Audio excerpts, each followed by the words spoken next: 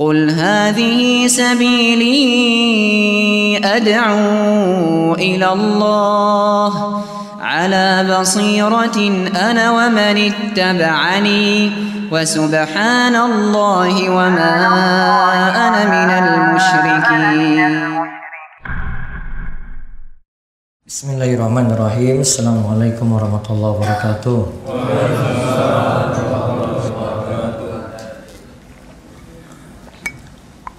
Alhamdulillahirabbil alamin. Hamdan katsiran thayyiban barakan fi kama yuhibbu rabbuna wa yarda. Wa asyhadu an la ilaha illallah wahdahu la syarikalah wa asyhadu anna Muhammadan abduhu wa rasuluh.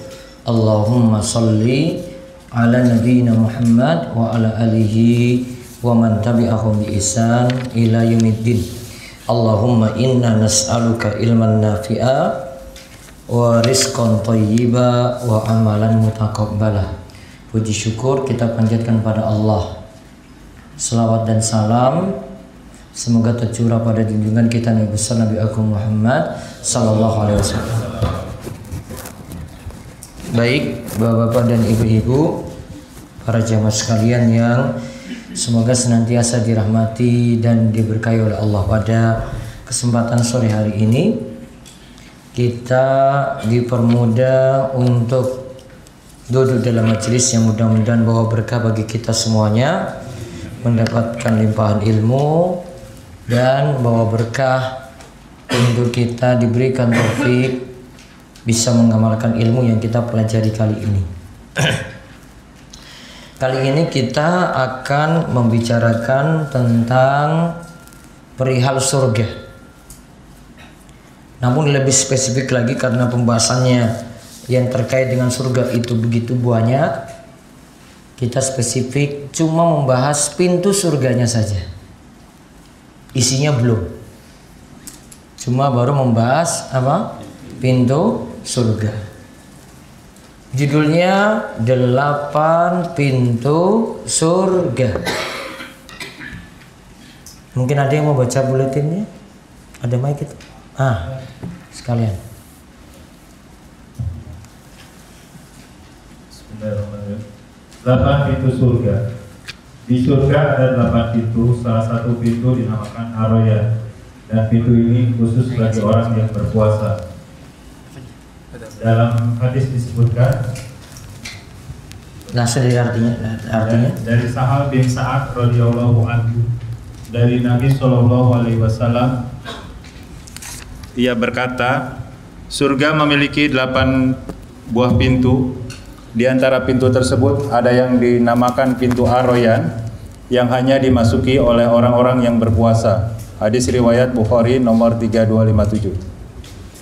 Terus pintu lainnya?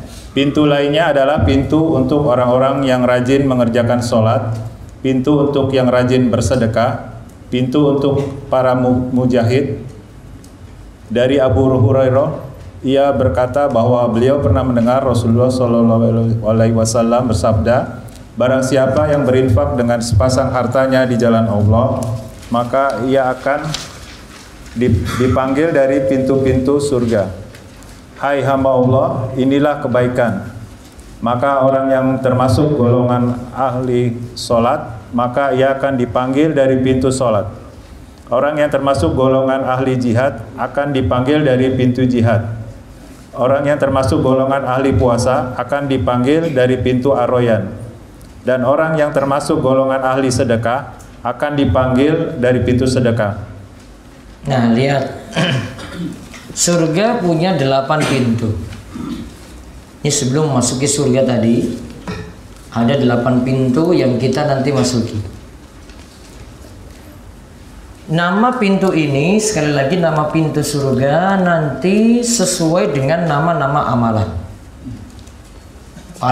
Paling mudah kita ingat, pintu surga itu sesuai dengan nama-nama amalan.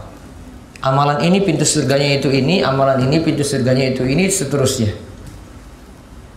Jadi totalnya kalau kita bahas 8 pintu surga, berarti ada 8 amalan yang bisa menyebabkan masuk surga. Nah, 8 amalan ini. Coba kita lihat pintu yang pertama.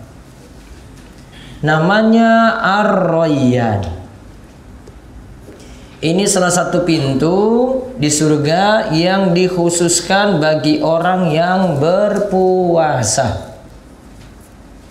Khusus untuk orang yang berpuasa saja. Disebut Ar-Rayyan itu berasal dari kata Ar-Ri yang artinya haus.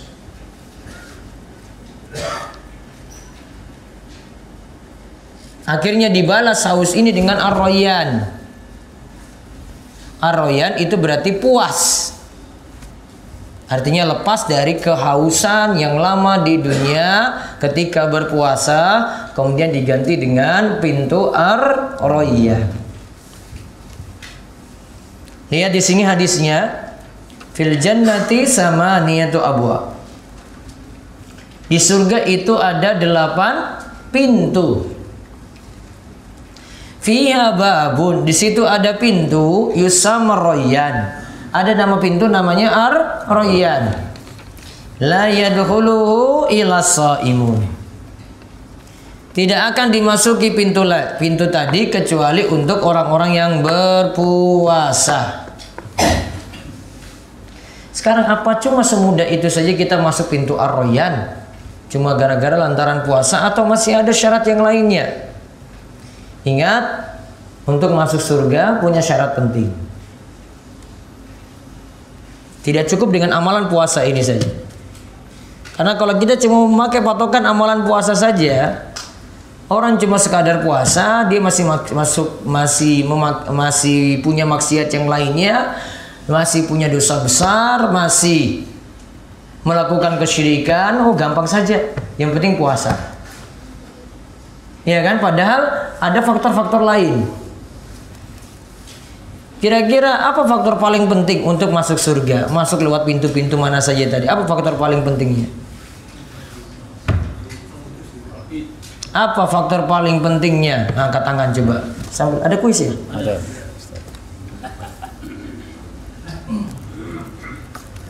Apa? Faktor paling pentingnya apa? Ikhlas. Nah di situ tadi. Mana? Tauhid. Kenapa tauhid?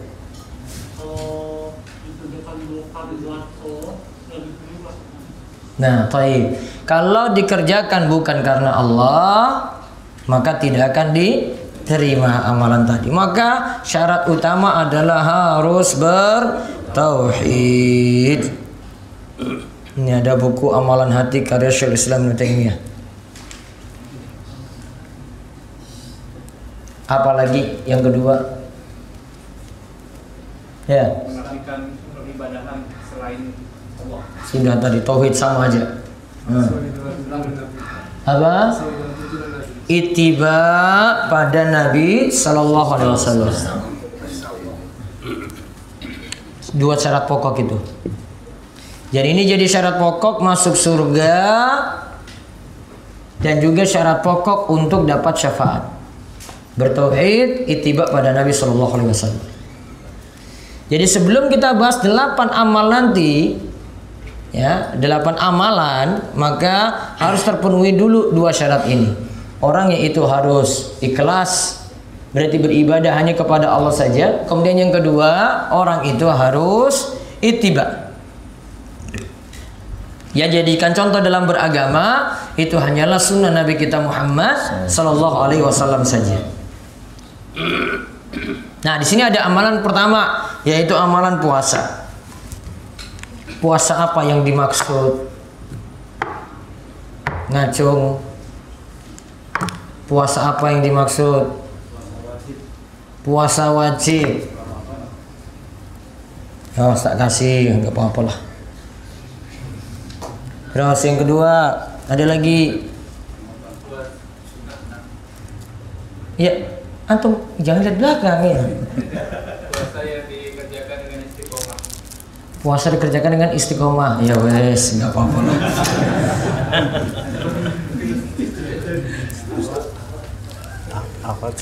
Belakang apa Pak? Puasa sunat.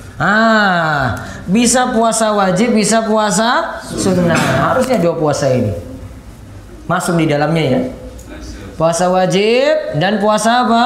Sunnah. Puasa wajib yang dimaksud puasa apa? Ramadan. Kalau puasa sunnah Senin Kamis, Ayamul Bid, Daud, Syawal, Muharram, Arafah, Asyura. Ayamul Bid tadi sudah. Puasa 3 hari tiap bulannya. Boleh nggak niat puasa apa ya? Ayamul Bid gabung dengan puasa Senin Kamis. Boleh atau tidak? Boleh. Baik. Boleh atau tidak puasa qadha digabungkan dengan puasa sunnah? Tidak boleh. Apa bedanya?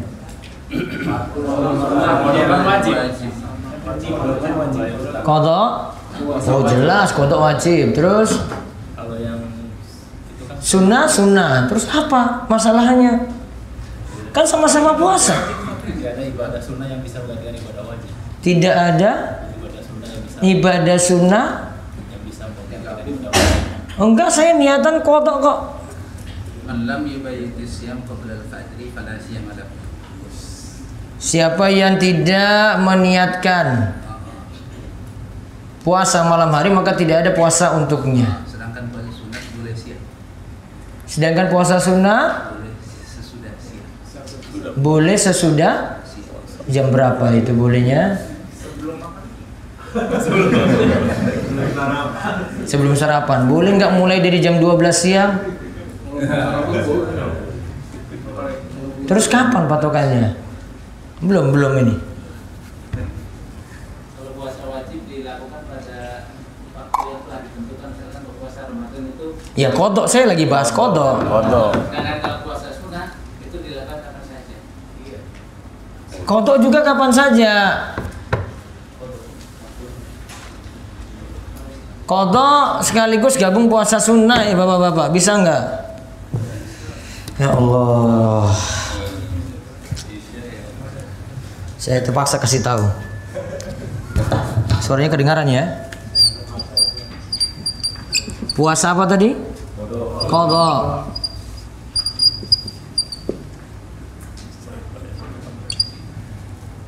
Gabung dengan apa?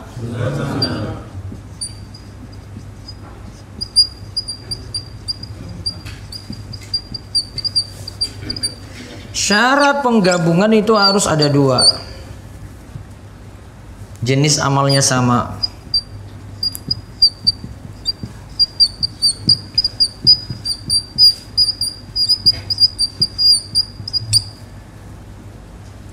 Jenis amalnya sama ya.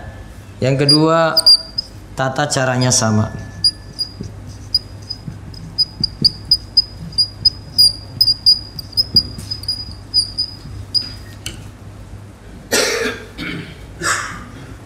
Pertama apa tadi? Jenis amalnya sama. Puasa qadha wajib apa sunnah?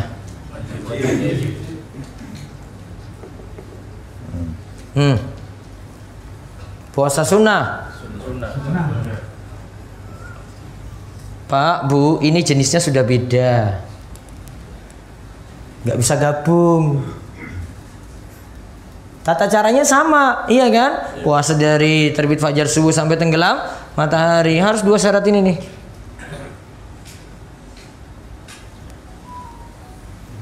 Kalau jenisnya sama, tidak bisa. Jenisnya sama bisa digabungkan, asalkan bukan sama-sama wajib. Bukan sama-sama wajib ya. Sholat zuhur 4 rakaat, sholat asar 4 rakaat. Kebetulan sholat zuhur dan asarnya belum sama-sama. Jadinya sama memang, namun sama-sama wajib. Harus yang wajib zuhur sendiri, yang asar sendiri. Gak bisa cuma 4 rakaat. Saya Ustadz, saya sudah rangkap dua-duanya itu tadi. Saya niatkan tadi gabung. Oh nggak bisa. 2 syarat ini. Kalau wajib sendiri-sendiri. Kalau sunnah dengan wajib nggak bisa digabungkan. Berarti wajibnya sendiri, sunnah sendiri. Berarti qadha puasa boleh gabungkan dengan puasa Syawal nggak?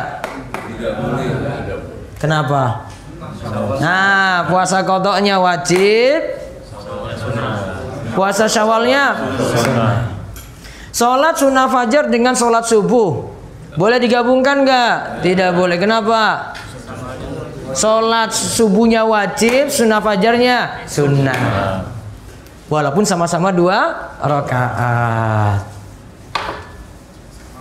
Berarti sholat tahiyatul masjid boleh nggak digabungkan dengan sholat rawatib? Boleh. Kenapa? Sama-sama sunnah. Caranya sama. Cukup bapak atau ibu masuk masjid rawatib langsung, tahiyatul masjid sudah masuk dalam. Wakili salah satu. Namun niatkan rawatib tahiyatul masjid masuk. Habis wudhu, bisa wudhu juga masuk 3 sholat berarti. Oh. Jadi kalau banyak ngaji itu jadi banyak tahu. Kalau nggak ngaji-ngaji amalannya banyak namun nggak bermutu. Itu niatnya satu aja, 3-3. Rawatib. Rawatib aja. Tahiyatul masjid masuk, sunnah wudhu juga masuk.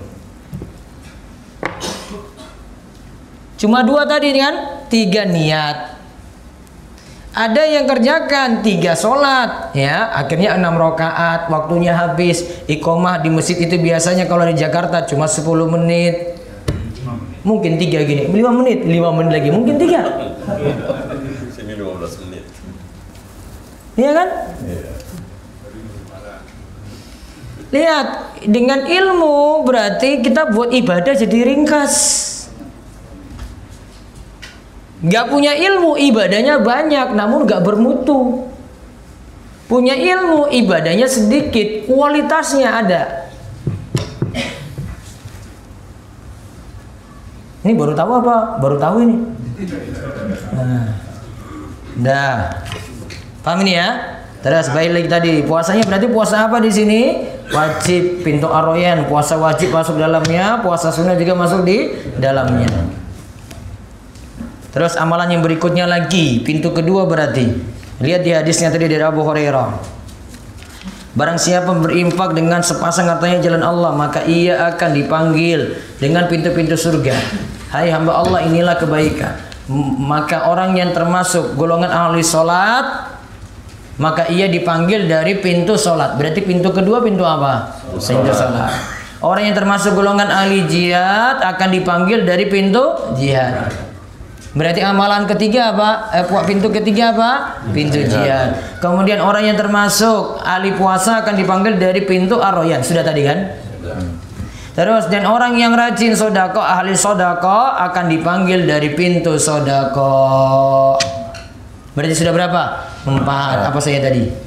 Ar-Rayyan, pintu sholat, babu sholat, terus Jihad, pintu sedekah. pintu jihad, terus Pintu sedekah. sodako. Sekarang pintu sholat. Sholat apa yang dimaksud? Wajib dan sunnah. Masuk dalamnya. Sebagian sudah kita jelaskan hukumnya tadi itu. Terus jihad. Jihad apa yang dimaksud? Jihad ada berapa macam? Ngacung. Jihad ada berapa macam? 2. Apa? Jawab. Harta jiwa. Terus?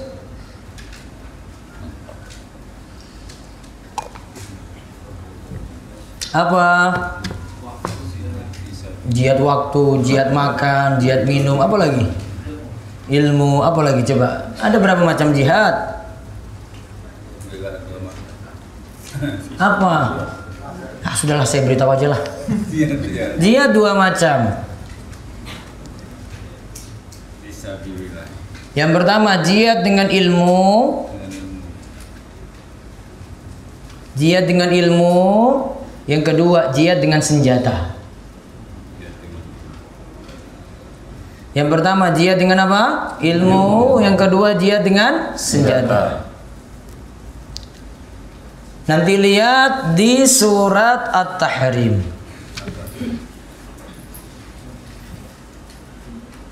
Ya ayyuhan nabiyyu jahidil kuffara wal munafiqina waghluz alaihim wa ma'wahum jahannam wa bi'sal masir. Wahai Nabi, Jahidil kuffara, perangilah orang kafir. Wal munafikin, perangilah orang-orang munafik. Waghluz alaihim, bersikap keraslah kepada mereka. Wa ma'wahum jahannam, tempat mereka di neraka. Wa bi'sal masir, sejelek-jeleknya tempat kembali. Ada penghapus? Enggak. Oh iya, canggih sekali penghapusnya. Jihad tadi berapa macam? 2.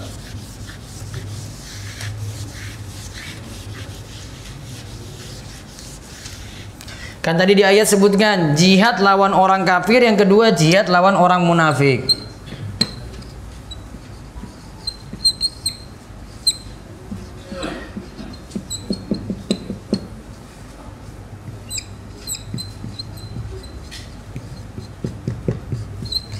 Kalau orang kafir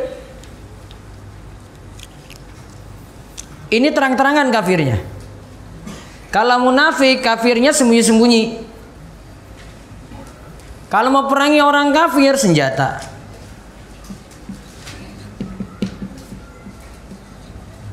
Jihad perang. Kalau orang munafik, masalahnya dia ngaku Islam, namun menyembunyikan kekafiran. Ada di tubuh umat Islam. Ini cuma bisa jihadnya lawan orang munafik ini dengan ilmu.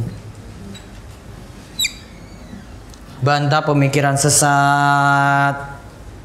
Ada pemikiran khawarij, ada pemikiran liberal, ada pemikiran boleh saja berzina, yang penting dengan milkul yamin, tidak dilakukan depan umum, iya kan? Yang penting bukan istri orang. Nah itu jihadnya dengan ilmu itu. Yang beri syubhat itu siapa? Ya, orang-orang yang ngaku Islam. Di kampus Islam nggak? Kampus Islam. Mau bantai itu gimana? Oh nggak bisa perang. Ya, yang ada apa? Jihad dengan apa? Ilmu. Sekarang, mana jihad yang kita lakukan terus-menerus? Dengan perang atau dengan ilmu? Ilmu. Hah? Mana jihad yang terus-menerus ada? Tiap hari ada, itu yang mana? Ilmu. Hah? Perang lawan siapa? Mana Israel di mana sekarang? Sono. Mau pergi sekarang? Mau enggak? Hah? Apa yang bisa dilakukan tiap satu, apa yang mana, tiap waktu yang mana? Jihad dengan ilmu apa jihad dengan perang tadi? Ilmu. Berarti ilmu ini tiap hari. Kalau perang kapan? Untuk orang tertentu, waktu tertentu. Ya kan? Untuk orang tertentu, waktu tertentu. Bapak-bapak siap perang? Siap? Siap perang enggak? Enggak, mana punya kemampuan apa? Ilmunya belum ada, pegang senjata nggak bisa. Cuma modal nekat. Saat saya pokoknya pergi jihad. Apa? Latihan mana? Enggak juga latihan, nggak bisa pegang senjata. Berarti orang tertentu. Siapa orang tertentu? Tentara, ya sudah, urusan mereka, bukan urusan bapak. Yang butuh tiap orang lakukan yang mana? Ilmu. Tiap waktu yang mana? Ilmu, bukan perang. Perang untuk orang tertentu, waktu tertentu. Berarti mana yang utama tadi? Jihad dengan ilmu apa jihad perang? Jihad dengan ilmu. Ya ayuhan nabiyyu jahidil kuffar wal munafiqin waghluz alaihim. Itu dalilnya. Ya, tentang masalah jihad tadi dibagi oleh Imam Ibnul Qayyim. Jihad itu dua macam tadi. Jihad dengan ilmu, jihad dengan perang. Maka kalau dibahas tentang jihad, ya jihad tadi kembali tadi pada dua jihad ini. Kan tadi disebut orang yang berjihad, maka dia punya pintu apa? Jihad. Dah. Sekarang yang berikutnya lagi, dan orang yang termasuk ahli sedekah. Orang yang termasuk ahli sodako, maka masuk lewat pintu mana? Sodako. Sekarang sodako apa saja? Ya wajib itu yang mana, sunnah yang mana yang Bapak harus lakukan, yang mana nggak dilakukan. Perlu dirinci nggak? Tak rinci. Apa? Nafkah dulu Pak. Ngurus istri dulu, nggak ngurus orang dulu. Apalagi ngurus istri orang. Istri, anak-anak. Nafkah dulu, wajib nggak? Wajib. Terus setelah nafkah ada sisa.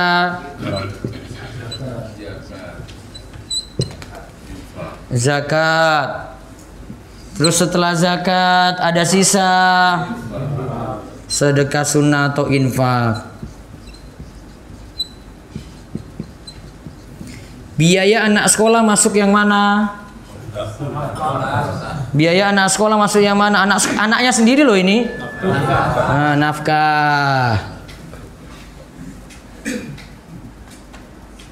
Penuhi pakaian istri itu masuk yang mana? Nafkah. Belanjaan rumah yang mana? Nafkah.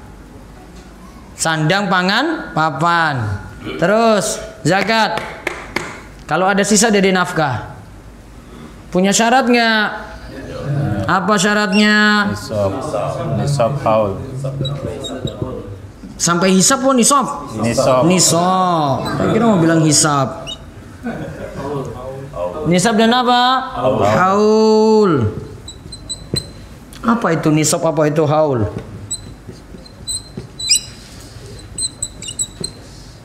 Apa ini istilah? Apa ini dua ini itu ya? Pak, nisab itu apa? Haul itu apa?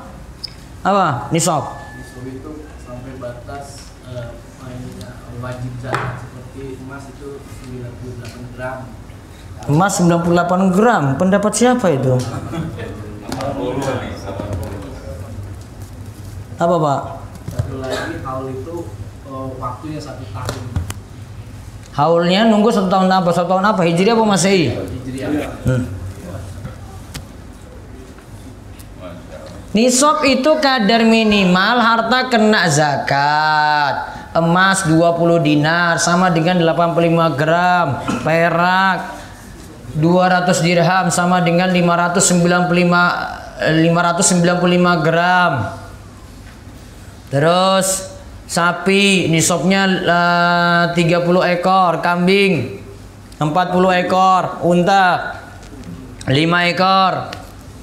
Hasil pertanian 5 wasak sekitar 7 kuintal. Terus apa mana itu? Mata uang. Mana yang lebih duluan dicapai antara nisab emas atau nisab perak? Paling rendah perak. Maka mencapai nisab perak. Zakat perdagangan sama perhitungannya dengan nisabnya sama dengan nisab perak tadi. Jadi kadar minimal suatu harta itu kena zakat. Zakat profesi gimana? Hah?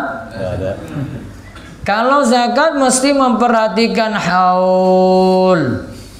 Tiap tahun hijriah pas ini sekarang ini hartanya sampai nisab ya, maka tahun depan lagi di tahun hijriah yang sama, bulan hijriah yang sama dia kena zakat. Ini bulan apa nih? Safar. Masuk nisab pada bulan ini. Masuk nisab pada bulan ini, maka tahun depan lihat masih di atas nisab nggak? Kalau masih di atas nisab baru kena 2,5%. Belum bayar dari saat ini, nanti tunggu bertahan dulu 1 tahun hijriah. Baru kena 2,5% tadi. Nah itu zakat wajib, nafkah wajib, kemudian zakat juga wajib. Jika ada sisa baru lakukan sedekah sunnah. Infak pada orang miskin masuk yang mana? Nafkah, zakat, apa sedekah sunnah? Asalnya sedekah sunnah. Infak pada anak yatim masuk yang mana? Sedekah sunnah. Infak untuk masjid masuk yang mana? Sedekah sunnah. Infak untuk pengajian masuk yang mana? sedekah sunnah. Ada yang nafkah, ada yang zakat, ada yang sedekah sunnah. Itu pembagian sedekah kayak gitu. Ini urutan yang diberikan oleh para ulama, diantaranya Imam Ibnu Battal. Rinciannya seperti itu. Sudah berapa pintu tadi? 4. Diulang dulu. 4. Ar-Rayyan. 2. Pintu sholat. 3. Pintu Jihad. 4. Sedekah. Terus baca lagi di bawahnya.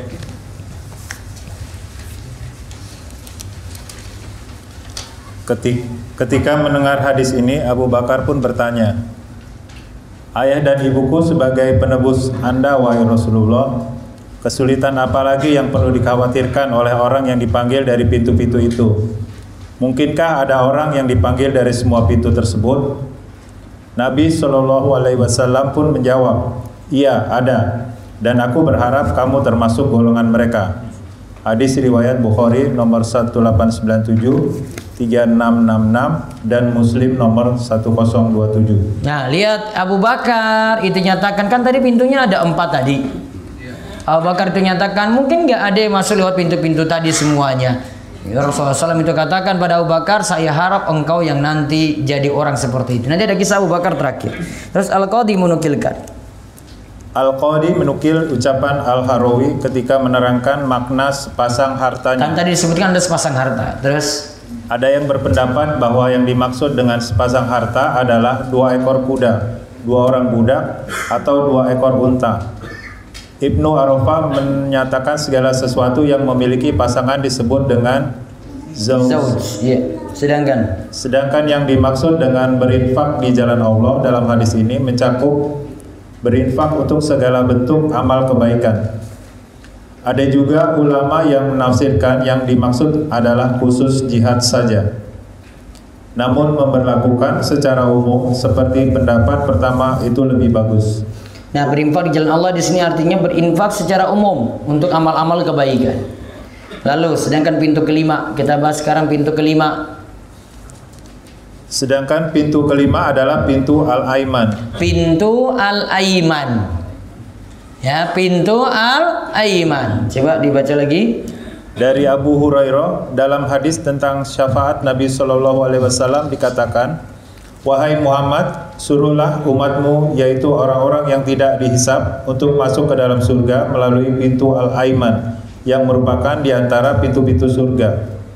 Sedangkan pintu-pintu yang lain adalah pintu surga bagi semua orang."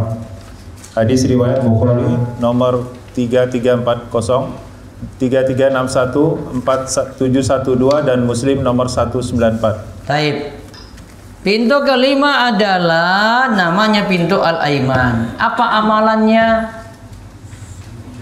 Apa tadi? Cuma disebut tadi apa? Orang-orang yang tidak dihisab untuk masuk ke dalam surga. Berarti orang yang masuk surga tanpa hisab, tanpa siksa. Kalau dalam hadis yang lainnya, dalam hadis Ibnu Abbas disebutkan jumlahnya itu 70.000 orang. Disebutkan jumlahnya berapa? 70.000 orang. 70.000 ini ada 4 sifat. Apa sifatnya? Pertama, tidak pernah meruqyah. Tidak pernah meminta. Meminta diruqyah, la yastarquna. Tapi pertama la yarquna. La yarquna riwayatnya dhaif. Enggak kuat. Tapi bertentangan dengan riwayat yang la yastarqun. Baru yang kedua la yastarquna. Yang tepat la yarqun karena menyelisih fiil Nabi. Nabi juga meruqyah, juga diruqyah. Yang dimaksud adalah sebagaimana yang diriwayatkan oleh Ibnu Abbas, inna ruqa wa tamim wa tamaim wa tiwala syirkun. Iya, jadi ruqyah rinciannya itu kalau dia meminta, nah itu yang nanti mengurangi tawakal karena intinya nanti pada poin keempat. Coba lanjut. Yang kedua. Yang kedua la yastarquna. La yastarqun satu. La yarqun la yastarqun satu. Baru kemudian yang ketiga. Yang kedua. Yang kedua layak tabuna, mereka tidak berobat dengan menggunakan besi panas. Tidak berobat dengan besi panas. Yang ketiga, wa ala rabbihim yatawakkalun. satu lagi belum. Wala yatatayyarun wa ala rabbihim yatawakkalun. 4. Insyaallah. Ustaz yang jawab.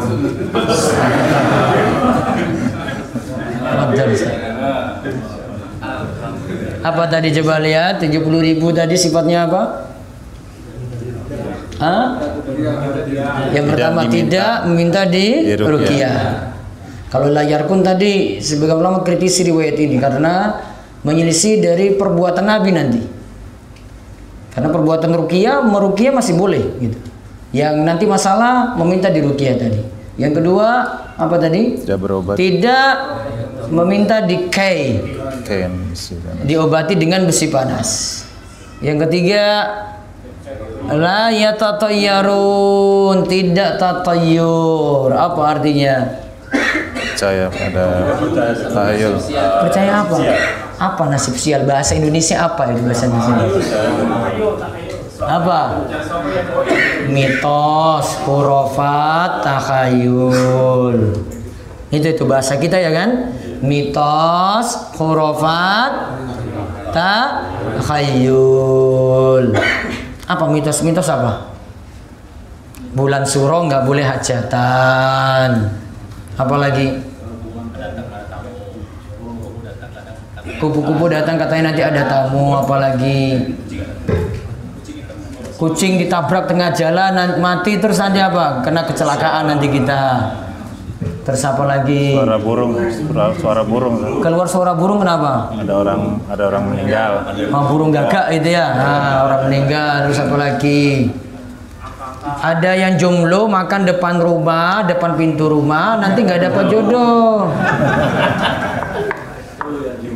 Itu mitos, khurafat, tahayul. Apalagi? Di Laut Selatan tidak boleh pakai baju hijau. Wah, ini tak kasih hadiah itu.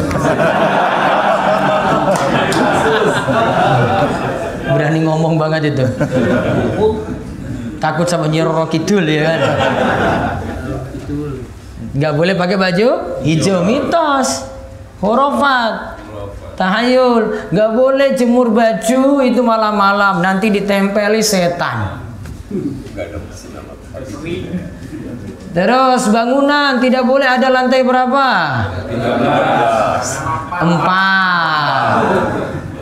Ya toh?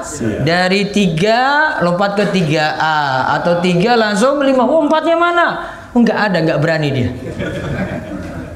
Kayak kalau ada hotel itu bisa 1, 2, 3, 4, 5. Ini kayaknya punya orang muslim nih.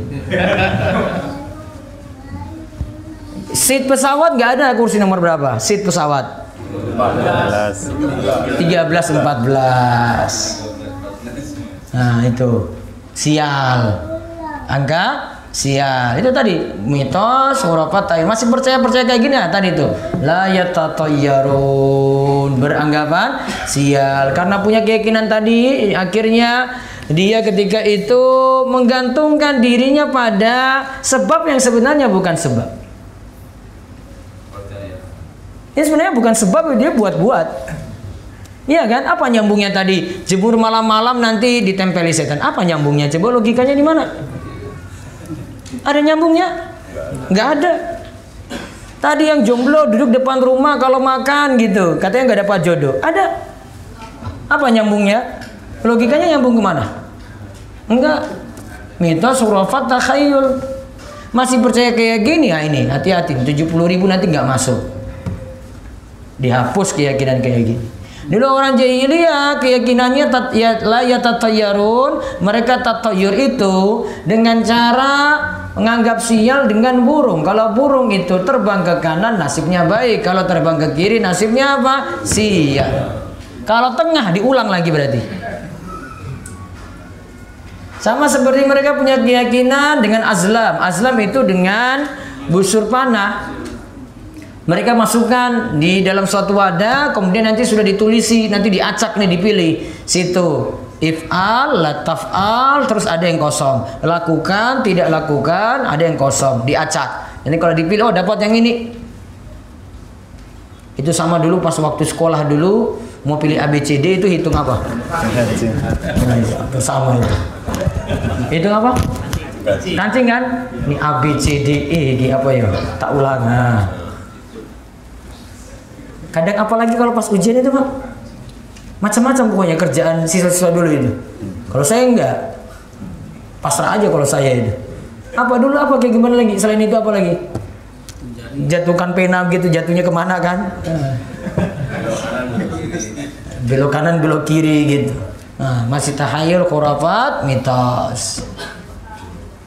Itu yang ketiga. Terus yang keempat apa tadi? Wa ala rabbihim yatawakkalun. Pada Rabb mereka itu bertawakal. Empat ini, yang poin keempat ini kesimpulan dari yang tiga sebelumnya. Ya, para ulama mengatakan tiga ini karena tawakalnya kurang. Tidak meminta diruqyah. Nah, ini untuk memperkuat tawakal. Tidak meminta diobati dengan kai. Ini juga memperkuat tawakal. Karena kalau kai pakai besi panas, ada luka berat, langsung sembuh. Dia bergantung dengan pengobatan ini, kurang tawakal pada Allah. Sama dengan tatayur, beranggapan sial. Tawakalnya pada sesuatu yang bukan sebab. Sesuatu yang bukan sebab. Bergantung pada itu terus. Tawakalnya kurang pada Allah. Nah, itu sebabnya dia tidak masuk dalam 70.000 tadi. Dalam riwayat Ahmad ada tambahan setiap 1.000 dari 70.000 tadi ada 70.000 lagi. Setiap 1.000 dari 70.000 tadi ada 70.000 lagi. Ada berapa berarti? 4.900.000. So pinter banget Pak itu Pak. Kasih hadiah lagi ah.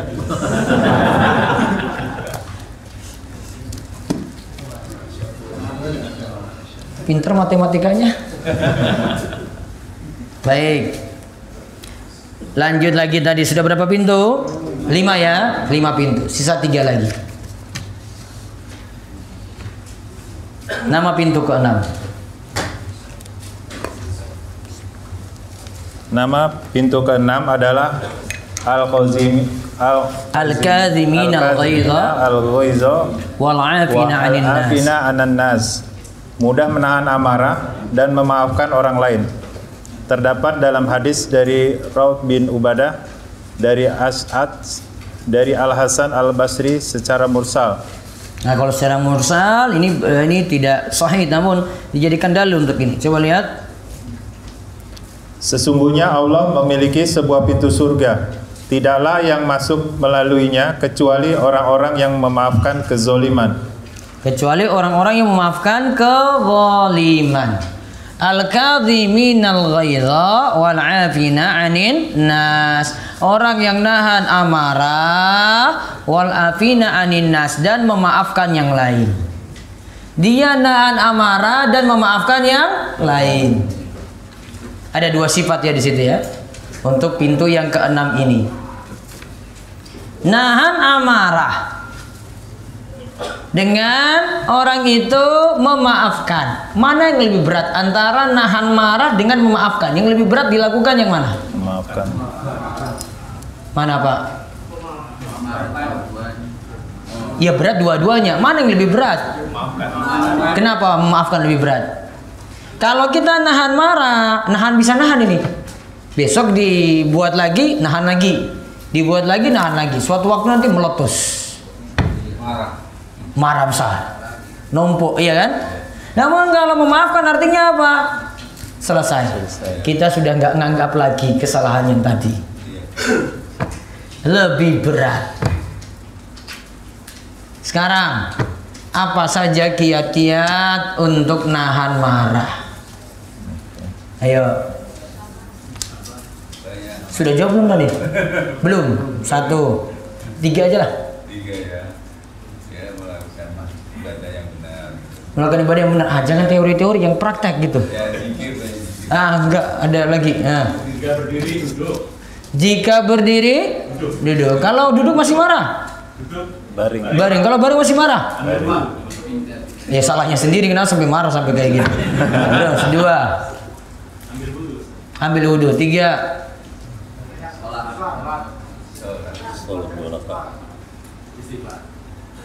Sudahlah, tak kasih dulu lah. Ya.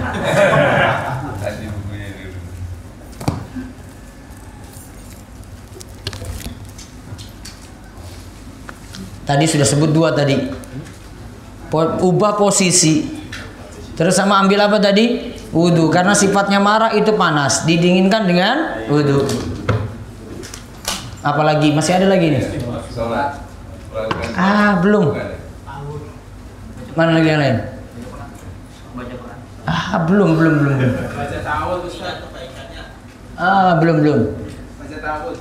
Baca ta'awudz gimana? Kamu cuma jawab 1 sih, saya kasih 1 aja. Gitu.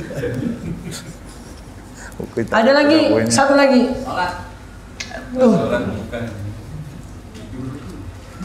Ta'awudz sudah. Terus tadi apa tadi yang pertama? Ubah posisi, wudhu. 1 lagi. Belum, bukan. Jadi zikirnya ta'awudz tadi, sudah betul. Diam. Apa tadi yang bilang diam? Kalau lagi marah itu diam. Kenapa diam? Karena kalau ada yang gerak, ini kira-kira ini kalau lagi marah terus ini saya pegang ini nih, apa yang terjadi? Apa? Lempar. Kalau ini nggak ada, ini tangan ini gerak, apa yang terjadi? Mukul. Kalau tangan nggak bisa, kaki. Kalau kaki nggak bisa, kepala. Macam-macam kan gerak kan? Maka disuruh diam. Maka Nabi SAW katakan jika engkau marah, diamlah. Berarti 4 qiyat ya. Apa tadi? 1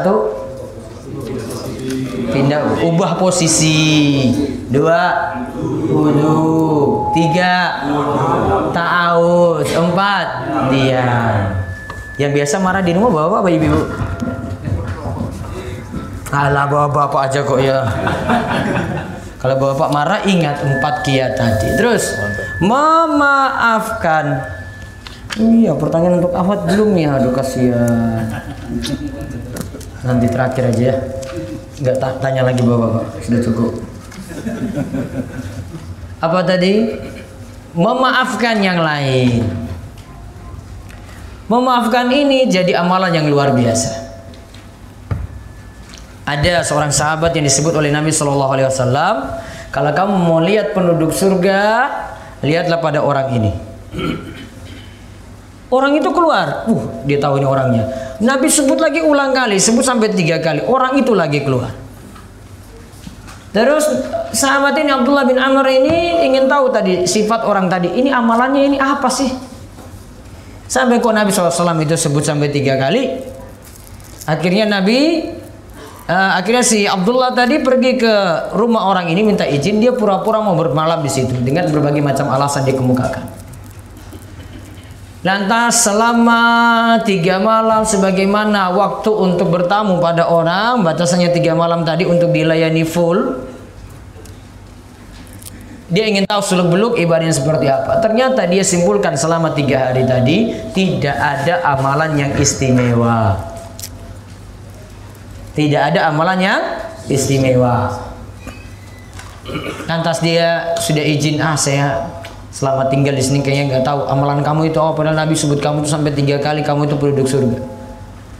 Kemudian akhirnya saya sekarang mau pamit aja. Ternyata amalan kamu biasa-biasa saja. Kemudian orang ini sebelum melihat dia pergi, dia sampaikan, saya tidak punya amalan yang istimewa apapun, namun ada 2 sifat yang saya jaga.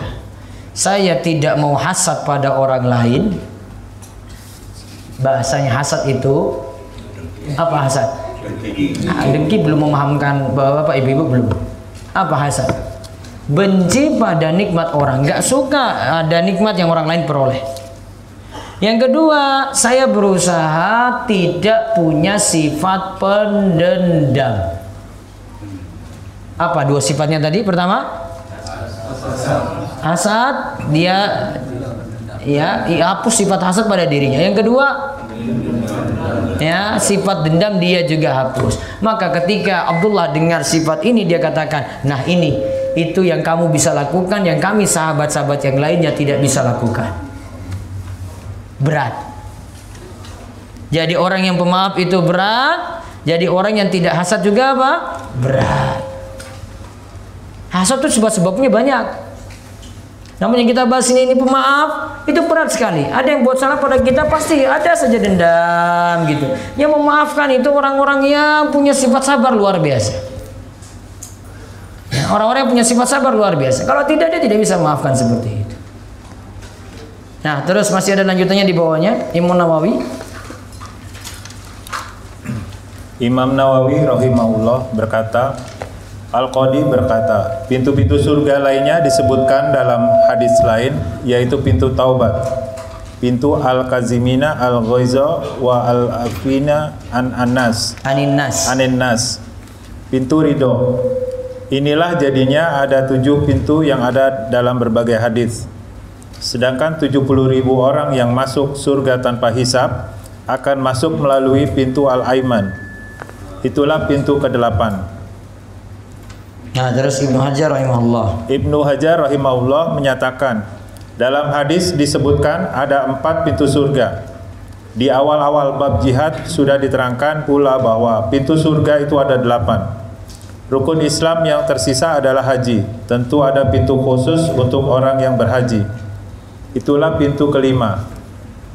Adapun 3 pintu lainnya ada di situ, pintu al-kazimina al-ghaiza wal afini aninnas. Terdapat dalam riwayat Imam Ahmad dari Raud bin Ubadah dari Al-As'ad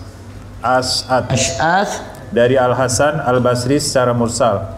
Sesungguhnya Allah memiliki sebuah pintu di surga. Tidaklah yang masuk melaluinya kecuali orang-orang yang memaafkan kezaliman. Ada juga pintu Al-Aiman, pintu ke-7, yaitu pintu orang yang bertawakal kepada Allah, yang masuk ke dalam surga tanpa hisab dan tanpa siksa. Adapun pintu ke-8 adalah pintu zikir, sebagaimana yang disyaratkan dalam riwayat Tirmizi. Bisa jadi pula adalah pintu ilmu. Wallahu alam. Baik, berarti pintu yang ke-7 tadi sudah kan? Sekarang sisa 1 pintu lagi. Pintu yang ke-8 ini para ulama beda pendapat. Ada yang katakan pintu 8 adalah pintu ilmu. Ada yang katakan pintu yang ke-8, sebentar. Coba kita urut dulu. Tadi baru berapa? 6. Coba 6 ya, baru 6 ya. Coba diulang. Ar-Royan, terus salat, pintu salat. Jihad, pintu jihad, pintu sedekah. 5 al-aiman. Yang ke-6 al-kadhimin al-ghaidz wal afina aninnas. Ke-7 tadi rukun Islam kan harusnya ada haji, ya tak? Berarti pintu ke-7 adalah pintu haji. Biar lengkap nanti rukun Islam di situ. Karena sholat sudah ada, sedekah sudah ada, ya. Terus puasa sudah ada kan, haji belum. Kalau syahadat tidak perlu disebut karena syahadat syarat mutlak tadi. Terus yang ke-8, nah ini yang beda pendapat. Pintu ke-8 ini yang beda pendapat. Ada tadi katakan pintu ilmu, Pintu zikir. ada juga yang sebut pintu zikir. Ada lagi pintu apa lagi? Ridho, pintu taubat. Mungkin paling bagus pintu ke-8 kita katakan pintu ilmu atau pintu zikir. Berarti untuk orang yang menuntut ilmu. Berarti kalau jihad tadi ada 2 macam, jihad dengan ilmu, jihad dengan perang. Berarti jihad yang dimaksud tadi sebelumnya jihad perang, baru yang terakhir nanti pintu ilmu. Berarti untuk orang yang mencari ilmu, semangat dalam menuntut ilmu, mengkaji agama, mendalami agama, mempelajari ilmu mulai dari dasar akidah dulu, perkuat tauhid. Ya. Apa kitab-kitab akidah? Kita mau pelajari akidah dari mana? Bapak-bapak. Kitab tauhid. Kitab apa? Kitab tauhid Syekh Fauzan. Kitab tauhid, iya. Apalagi Yang lebih dasar lagi dari kitab tauhid, lebih di bawahnya. Usul salasa. Salah satu usul. Ada lagi ringkas lagi sama dengan itu. Al-Qawaidul Arba. Salah satu usul 3 landasan utama berisi apa? Islam, iman, dan ihsan. Islam, iman, ihsan. Atau secara lebih singkat apa lagi? Berisi 3 pertanyaan kubur, yaitu pertanyaan siapa Rabbmu, apa agamamu, siapa nabimu. Berarti kita mengenal Allah, mengenal Islam, mengenal Nabi Muhammad sallallahu alaihi wasallam. Itu salah satu usul. Kitab Qawaidul Arba apa? Nih, Bapak-bapak. Qawaidul Arba. Tadi ada yang dapat bukunya itu kayaknya. Apa isinya itu? Nah, ini ada nih. Apa isinya ini? Tahu isinya saya kasih bukunya ini. Kalau nggak tahu isinya saya nggak mau kasih. Apa Pak? Qawaidul Arba, 4 kaidah.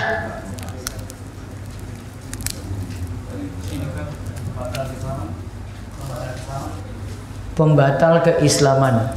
Qawaidul Islam. Masih umum. Pembatal keislaman punya kitab sendiri Syekh Muhammad bin Abdul Wahab. Ada lagi belakang luar. Oh, akhwat ya. Akhwat. Tuliskan isi kitab Al-Qawaidul Arba, nanti tuliskan di kertas. Kirim. Saya belum kasih tahu jawaban berarti. Tunggu jawab dulu dari akhwat. Bisa kirim. Nanti tak kasih kitab paling tebal itu nanti. Tak pilih 3 orang.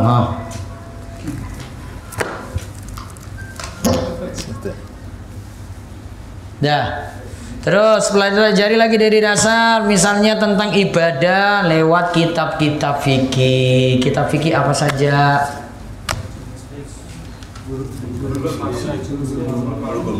Bulughul Maram itu hadis, namun dalamnya pembahasan fikih. Ada lagi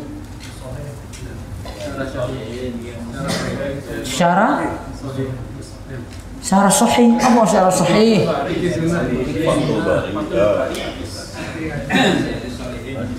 Riyadhus Shalihin itu bukan spesifik fikih, itu manajemen hati, adab, larangan-larangan itu isinya.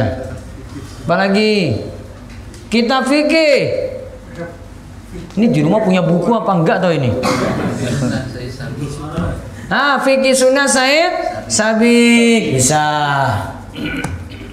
Apalagi kalau mazhab Syafi'i apa ya kitab fikihnya mazhab Syafi'i ya? Apa? Al-Um. Masya Allah itu tebal banget. Yang kecil. Al-Um nggak mampu beli nanti. Apa? Yang kecil. Arba'in Nawawi itu kitab hadis, isi hadis-hadis pokok, dasar-dasar pokok dalam Islam. Apalagi? Umdatul Ahkam sama dengan Bulughul Maram, berisi hadis-hadis Sahih Bukhari Muslim, bicarakan tentang masalah hukum, bisa. Apalagi kitab fikih? Bapak-bapak, bangunlah. Kitab fikih. Wah, jangan tebal-tebal toh, yang tipis-tipis aja. Yang orang bisa baca langsung gitu loh. Catat kitabnya. Yang fikih Syafi'i. Safinatun Najah. Matan Abi Syuja. Safinatun Najah, Matan Abi Syuja, Fathul Qorib. Masih banyak. Itu yang kecil-kecil dulu saya beritahu. Pak, Bu, kalau mau pelajari kitab fikih itu jangan yang tebal-tebal dulu. Bu, yang dasar-dasar. Yang situ pelajari teori dulu, belum banyak dalil. Kita belajar tuh kayak mulai dari kelas PAUD gitu loh. PAUD, setelah PAUD apa? TK, setelah TK, SD, setelah SD. Masih PAUD belajar SMA, yo nggak nyambung. Al-Um itu sudah tingkatan tinggi sekali itu. Belum levelnya Pak. Kalau masih pemula, belajar dasar dulu tadi, Safinatun aja dikuasai dulu. Contoh, ada situ rukun wudhu. Ada berapa rukun wudhu? Dasar. Ada berapa rukun wudhu? 6. Ada berapa? 6. Apa saja? Niat 1. 2. Basuh muka 3. Tangan sampai siku 4. Mengusap sebagian kepala kalau dalam mazhab Syafi'i. Iya kan? Telinga sebut nggak di situ? Tidak. Terus membasuh kaki sampai mata kaki 5. Terus keenam apa? Tertib. Coba ada yang mau ngulang? Ini tadi 6 tadi itu. Ada yang mau ngulang? Ini tuh sudah dapat kitab besar. Nah, sudah dapat buku belum Pak tadi? Nah, yang belum. Sudah belum tadi? Belum. Apa? Niat. Basuh muka. Belum dong. Tangan sampai mana? Nah, terus 4. Mengusap kepala. Terus basuh kaki sampai mata kaki. Terus 6. Tertib. Nah, itu jangan lompat-lompat. Tertibnya nanti nggak ada. Itu contoh dasar itu Pak, Bu. Jangan pelajari tinggi-tinggi dulu, dasar dulu. Rukun mandi ada berapa? Mandi junub 2. Apa saja? Niat sama membasuh seluruh tubuh. Selesai. Untuk pahami najis, itu kitab-kitab dasar nanti bisa keluar itu hukum-hukumnya. Enggak tinggi-tinggi dulu. Contoh di matan Abi Syuja sebut yang masuk najis itu segala sesuatu yang keluar dari 2 jalan kecuali air mani. Air mani berarti hukumnya apa? Suci. Yang keluar dari 2 jalan tadi semuanya najis kecuali air mani. Itu sudah jadi kaidah gampang untuk diingat itu. Gak perlu banyak hafal-hafal. Najis itu apa? Oh sudah, pokoknya di antara najis adalah yang keluar dari 2 jalan kecuali air mani. Air mani hukumnya apa berarti? Suci. Berarti kencing najis nggak? Najis. Kotoran manusia? Najis. Wadi najis. Darah haid najis. Nifas najis. Istihadhah najis. Keputihan najis. Nanah keluar dari 2 jalan tadi najis. Kecuali apa tadi? Mani. Itu bedanya. Itu kalau belajar dari dasar dapat tuh. Sehingga belajar lebih sistematik, nggak asal-asalan. Terus itu fikih, ada kitab akhlak, kitab adab. Apa kitab akhlak, kitab adab? Adabul Mufrad, karya siapa? Imam siapa? Imam Bukhari. Ada lagi adab itu dibahas di kitab Riyadhus Shalihin. Gitu tuh, pelajari kayak gitu tuh. Nanti ada lagi belajar bahasa Arab. Kitab apa? Apa? Untuk mempelajari anak ente apa? Durusul Lughatil Arabiyyah. Iya gitu. Bisa. Itu untuk masalah percakapan. Kalau nahwu shorof, jurumiyah, apalagi yang Indonesia. Bapak-bapak, yang Indonesia, Ustadz Aceng Zakaria. Kitabnya apa? Al-Muyassar. Gitu. Nah, terus kita baca yang terakhir tentang Abu Bakar. Kan tadi ada 8 pintu surga kesimpulannya ya. Nah, 8 pintu surga ini apakah bisa setiap orang itu masuk dari 8 pintu yang dia mau? Nah, ini pembahasannya, dibaca. Abu Bakar dipanggil dari 8 pintu surga. Abu Bakar adalah orang yang memiliki berbagai bentuk amal soleh dan ketaatan. Hal itu terbukti sebagaimana disebutkan dalam hadis berikut. Rasulullah Shallallahu Alaihi Wasallam bertanya kepada para sahabat, siapakah di antara kalian yang pada hari ini berpuasa? Abu Bakar berkata, saya. Beliau bertanya lagi, siapakah di antara kalian yang hari ini sudah mengiringi jenazah? Maka Abu Bakar berkata, saya. Beliau kembali bertanya, siapakah di antara kalian yang hari ini memberi makan orang miskin? Maka Abu Bakar mengatakan, saya. Lalu beliau bertanya lagi, siapakah di antara kalian yang hari ini sudah mengunjungi orang sakit? Abu Bakar kembali mengatakan, saya. Maka Rasulullah Shallallahu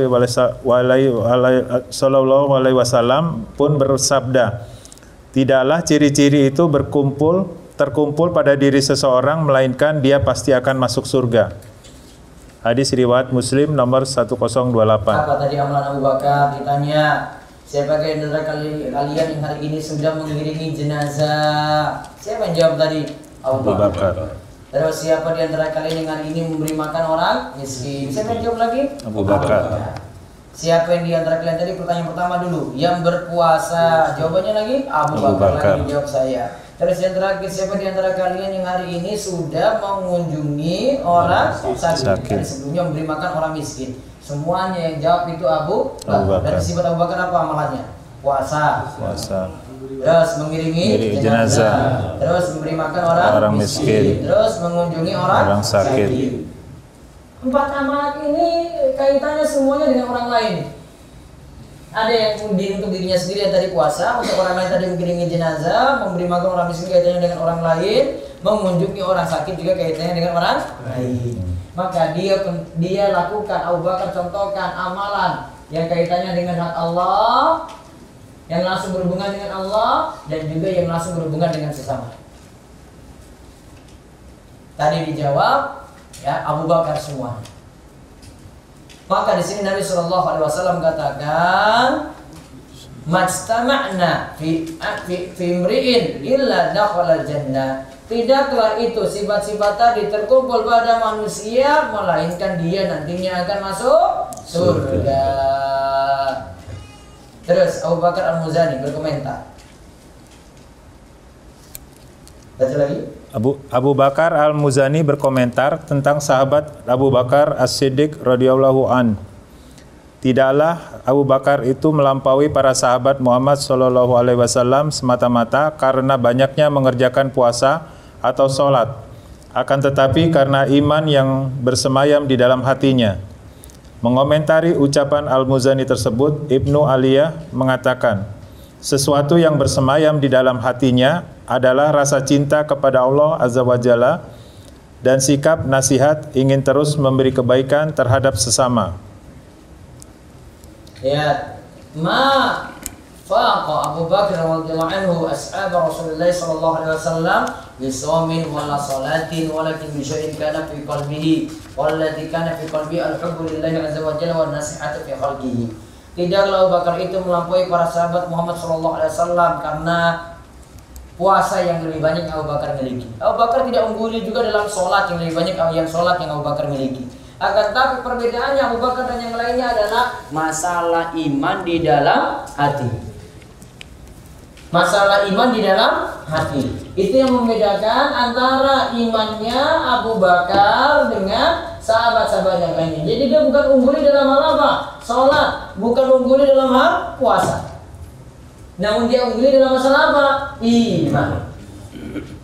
Terus mengomentari ucapan Al-Muzani di bawahnya lagi. Tadi sudah. Mengomentari ucapan Al-Muzani tersebut, Ibnu Ali yang mengatakan sesuatu yang bersemayam dalam hatinya adalah rasa cinta kepada Allah Azza wa Jalla dan sikap nasihat ingin terus memberi kebaikan terhadap sesama. Berarti kesimpulannya Abu Bakar bisa masuk lewat pintu mana saja. Bagaimana dia bisa memperoleh itu? Karena amalan tadi dia lakukan semuanya. Maka kalau ada yang punya amalan yang sampai 8 tadi yang kita sebut sesuai dengan nama pintu, maka dia bisa masuk lewat pintu mana saja. Sama seperti yang Nabi SAW sebutkan untuk para wanita. Dia bisa masuk lewat pintu mana saja yang ia mau. Ya, yang ia mau. Nah, silakan ibu-ibu tulis 4 sifat wanita yang bisa masuk lewat pintu mana saja yang ia mau. Tuliskan nama dan nanti dapat kuis, dapat hadiah lagi. Total 4 buku nih habis. Ibu-ibu. Ditunggu. Selanjutnya sesi tanya jawab. Monggo. Baik, untuk jamaah yang ingin bertanya melalui kertas yang telah ditulis, silakan dikumpulkan.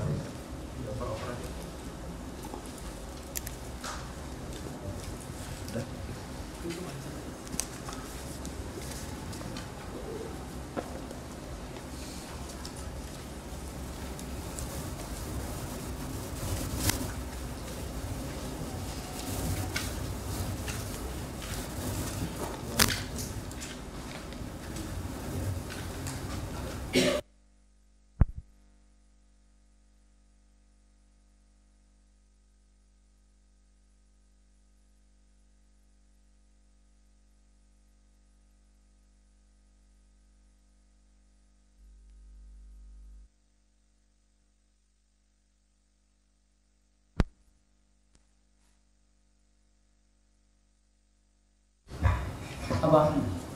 Yang paling ringkas. Rabbi firli. Kalau yang panjang banyak variasi. Ya, variasinya itu nanti ada Rabbi firli walhamni wajburni warfa'ni warzuqni wahdini. Ada tambahan wa'afini wa'fu'anni. Macam-macam karena riwayatnya campur. Ya, jadi kalau urutannya seandainya tidak pas, masing-masing punya urutan sendiri kayak gini tidak masalah. Karena versi riwayatnya berbeda-beda. Jadi yang paling ringkas adalah Rabbi firli. Sudah bapak mau nanya langsung nggak apa-apa lah, saya boleh. Nggak ada pertanyaan, saya anggap tutup nanti. Ya, silakan bapak-bapak. Ada yang ingin bertanya langsung. Iya. Assalamualaikum warahmatullahi wabarakatuh. Waalaikumsalam warahmatullahi wabarakatuh. Yang lalu kan kita belum mengenal sunnahnya Ustaz. Jadi banyak juga kita terkontaminasi sama hal-hal yang tadi takayur sama Dulu masih takayur, dulu masih belum mengenal sunnah. Terus setelah itu, setelah kita mulai mengenal sunnah, kita mengerti hal itu, bisa nggak kita juga termasuk orang-orang yang 70 yang penting tobat sebelum meninggal dunia. Masih ada di sunnah. kira-kira. Terima kasih Ustaz. Ya. Ada lagi bapak? Ya. Waalaikumsalam. Dipencet dulu sebelum bicara. Waalaikumsalam. Saya mau bertanya tentang mimpi. Mimpi itu kaitannya dengan artinya gini. Mimpi itu boleh diartikan atau bagaimana gitu. Mimpi boleh diartikan atau bagaimana? Terus mimpi ada 3 macam. Ada yang pertama mimpi bagus, indah. Contoh mimpi bertemu Rasulullah SAW. Yang kedua mimpi buruk. Yang buruk ini tergantung orang masing-masing. Terus yang ketiga mimpi yang cuma jadi bunga tidur saja. Jadi dilihat nanti mimpinya apa. Kalau mimpi buruk tidak diceritakan. Kalau mimpi baik bisa saja ditafsirkan oleh orang yang pakar menafsirkan mimpi. Tidak untuk semua orang. Tadi menyinggung masalah sholat rawatib. Mau tanya mengenai qobliyah itu apa aja? Apakah cuma qobliyah subuh dan duhur? Sedangkan qobliyah asar, maghrib, isya tidak ada. Bukan tidak ada, namun tidak masuk dalam hitungan 12. Karena 12 itu yang dikatakan dalam hadis akan dibangunkan rumah di surga. Ada rawatib tadi yang 12 sama saja berarti Qobliyah subuh 2, ba'diyah subuh, qobliyah zuhur 4, kemudian ba'diyah zuhur 2, asar tidak ada, maghrib qobliyah tidak ada, ba'diyah maghrib, kemudian ba'diyah isya. Yang tadi sebelumnya yang tidak disebutkan, ada qobliyah asar, ada qobliyah maghrib, ada qobliyah isya, namun tidak masuk dalam hitungan 12. Karena khusus untuk yang 12 ini dijamin akan dibangunkan berapa di surga. Ada lagi? Bila masuk surga, seseorang terbuka bagi dia 8 pintu surga. Lalu kemudian apabila sudah masuk surga, sudah barang tentu masuk hanya dari 1 pintu surga. Lalu kemudian 7 pintu surga lagi, kalau sudah masuk apa keluar lagi lalu kemudian masuk dari pintu yang lain atau gimana? Kaifiyahnya wallahu a'lam. Yang jelas ada tadi ceritanya yang bisa milih pintu mana saja. Bisa jadi dia milih satu, nanti dia milih yang lainnya lagi, masuk lagi, terserah dia dong. Karena di surga terserah kita mau apa, kita Allah akan berikan. Iya kan? Mau istri berapapun diberi. Dia kan minimal di surga nanti istri berapa? Berapa? Kok ini banyak langsung? 70 kan ini. Ini nggak sabar-sabar banget di dunianya.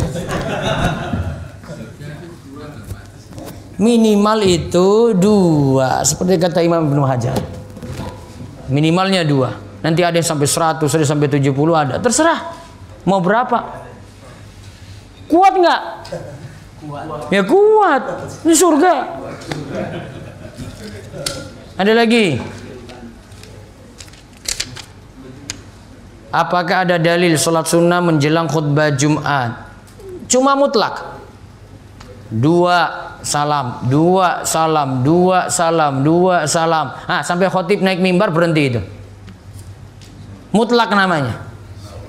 Dia mau lakukan 2 saja boleh. Ya, namun tidak ada qobliyah Jumat. Itu istilahnya bukan qobliyah Jumat, namun apa? Sholat sunnah mutlak. Lakukan 2 terus 2 terus 2 terus 2 terus sampai imam naik mimbar. Yang ada nanti ba'diyah Jumat bisa memilih 2 rakaat, bisa memilih 4. Mana yang lebih afdal? 2 atau 4? Mana yang lebih afdal? Makana aksaru fi'lan kana aksaru fadlan. Yang lebih banyak aktivitasnya, lebih banyak pahalanya. Apa yang lebih banyak berarti? 4. Lakukannya bagaimana? 2 salam lebih afdal. Mau lakukan 4 sekaligus juga boleh. Ada lagi ya. Assalamualaikum warahmatullahi wabarakatuh. Waalaikumsalam warahmatullahi wabarakatuh. Yang saya pikir tadi ini kira-kira masuk bagaimana yang mungkin sesuai sedekah, jihad, mencapai macam-macam seperti kita. Sebenarnya kan Ibu itu. orang yang masuk dari pintu sholat namanya. Nah, sholatnya mungkin lebih dominan, lebih menonjol daripada lain. Atau yang masuk pintu surga, pintu puasa. Yang saya tanyakan ialah orang itu masuk pintu puasa itu di surga itu surga macam mana dia nanti di tingkat berapa atau itu tidak bicarakan tingkat tadi, baru pintu. Tingkat nanti pembahasannya sendiri, kapan-kapan baru saya bahas.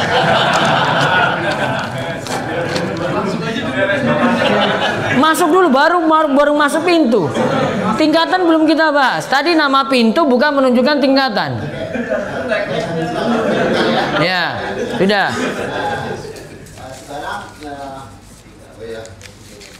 Sekarang kita menyangkut pintu surga. Kalau yang kita lihat dari Al-Quran, orang masuk surga itu di Quran banyak kita baca di Quran.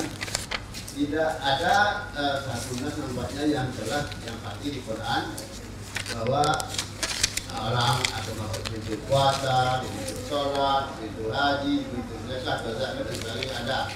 Di Quran nampaknya hanya digambarkan innal muttaqina, ya, innal muttaqina fi maqamin wa binun dan sebagainya. Innal ladzina taqaw fi jannah itu. Atau innal ladzina yu'minuna wa yusholihat fi jannah. Nah di sini nggak ada pintu-pintunya. Ini di sini kalau orang yang begitu modelnya itu di pintu mana itu jatuhnya? Pintu yang takwa itu, atau pintu yang beriman apa itu pintu mana itu kira maksudnya?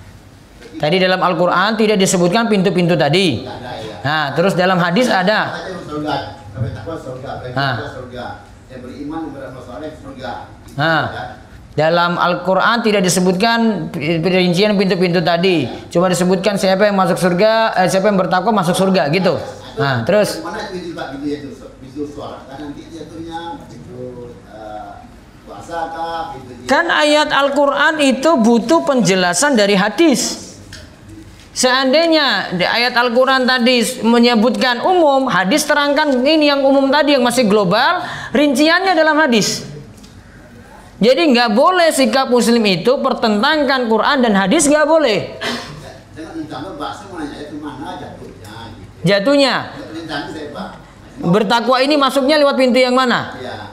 Bisa jadi dia masuk lewat setelah, karena bertakwa umum. Bertakwa bisa 8 pintu tadi, berarti bisa pilih pintu mana saja.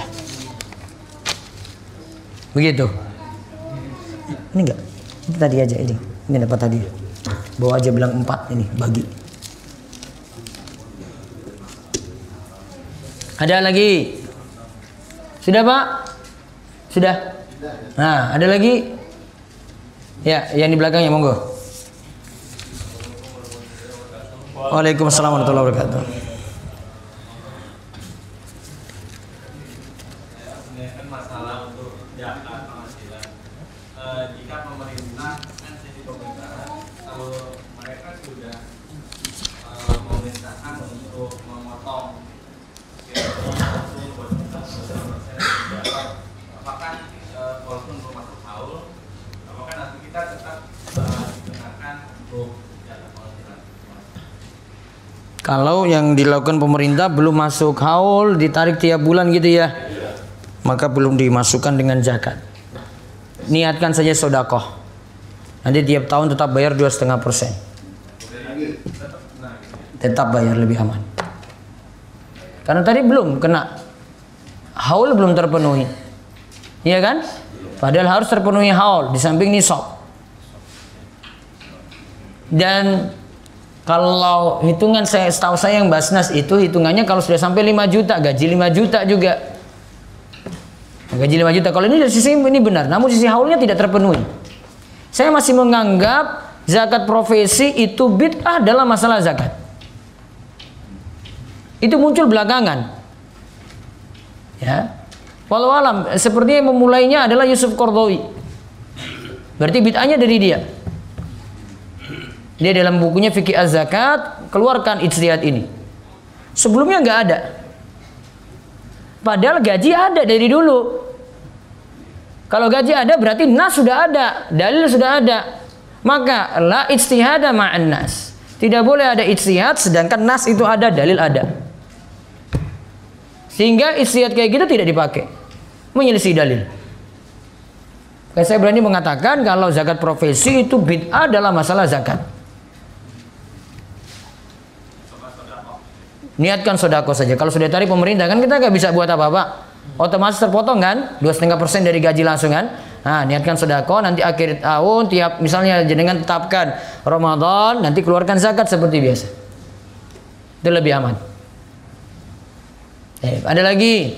Ya. Untuk sedekah itu yang wajib kan nafkah dan zakat. Kalau yang wajib itu yang sunnah. Wajib itu tadi nafkah, zakat, ya. Iya dong, tentukan yang wajib dulu, nafkah dulu dipenuhi, zakat juga, baru kemudian sisanya. Kalau zakat masih ini, tapi nafkah ada nafkah. Kalau nafkah sudah terpenuhi, sedekah sunnah silakan dilakukan. Iya, itu urutan. Ya, ya silakan. Waalaikumsalam warahmatullahi wabarakatuh. Pernah katakan bahwa iman kita itu naik turun. Iman yazid wa yanqus, naik turun ya, bertambah berkurang. Tapi kenapa ada kalanya kita merasa kita itu merasa godaannya itu sangat kuat gitu bahasanya. Apakah itu karena ada kesalahan kita, ataukah memang setannya lagi kuat menggoda? Apa-apa jangan salahkan setan terus. Bisa jadi diri manusia yang salah, bisa jadi godaan setan. Godaan setan ada karena iman juga nggak kuat. Berarti karena memang iman tuh nggak kuat. Mungkin dia tidak didukung dengan ilmu, tidak berada di majelis ilmu, tidak didukung oleh teman-teman yang soleh, doanya juga kurang. Jadi perbaiki itu. Setan bisa masuk iya, namun setan masuk pasti ada sebab kan? Nggak mungkin tiba-tiba datang ganggu kita, itu nggak mungkin. Pasti ada sebab, iman lagi lemah, jauh dari majelis ilmu, nggak mikir untuk ngaji, nggak mikir untuk nambah ilmu, mikirnya cuma dunia terus. Gimana mau iman nambah coba? Kalau cuma mikir dunia saja. Ketika orang lalai kayak begini, setan masuk. Karena setan itu punya sifat min syarril waswasil khannas. Itu kita belum dari kejelekan setan, waswas, berikan waswas, sifat-sifat setan pertama. Sifat setan yang kedua khannas. Khannas itu setan itu bersembunyi. Kata para ulama, setan itu berikan waswas kalau orang lalai dari zikir, tidak ingat Allah. Namun setan itu bersembunyi, artinya lari, kabur dari kita kalau seorang manusia itu banyak mengingat Allah. Di antara mengingat Allah, hadiri majelis ilmu. Dah, ada lagi? Iya. Kita sudah mendapat penjelasan bahwa ada 8 pintu surga dengan syarat dan ketentuan. Sedangkan kita judul ini adalah pintu surga mana yang akan kita pilih. Pintu surga mana yang akan kita pilih? Berarti lakukan amalan yang tadi sampai 8. Bagaimana kiat-kiat kita ini untuk memilih pintu surga itu? Bagaimana kiat-kiat kita untuk memilih pintu surga itu? Lakukan semua amalan.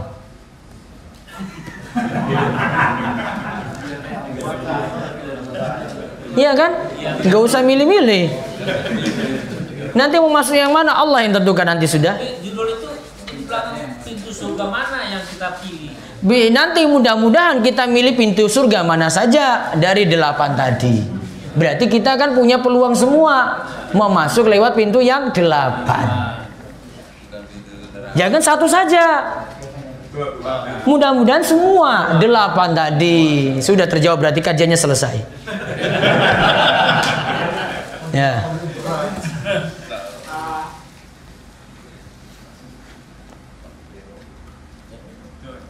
Gimana Pak? Ada unjuk rasa. Umur di Jakarta 13 juta orang muslim.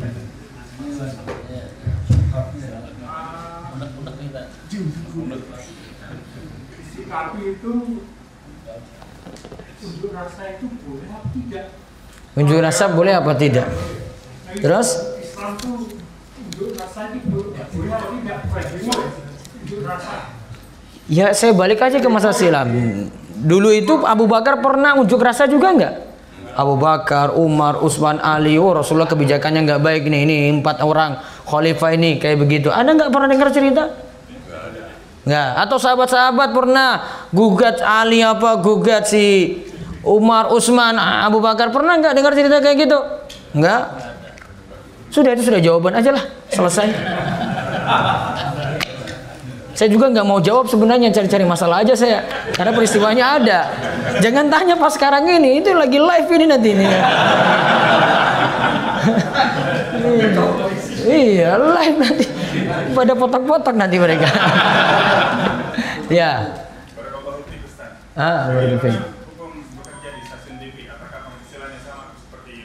Bekerja di stasiun TV. Ngapain dia di stasiun TV?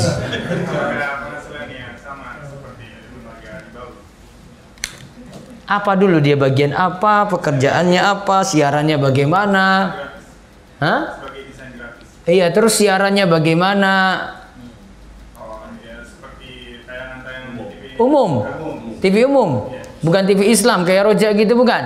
Nah, mudah-mudahan Allah ganti dengan pekerjaan yang lebih baik. Itu aja. Sudah. Insyaallah. Melanjutkan pertanyaan Pandang, Pak. Kan 8 pintu surga. 8 pintu surga.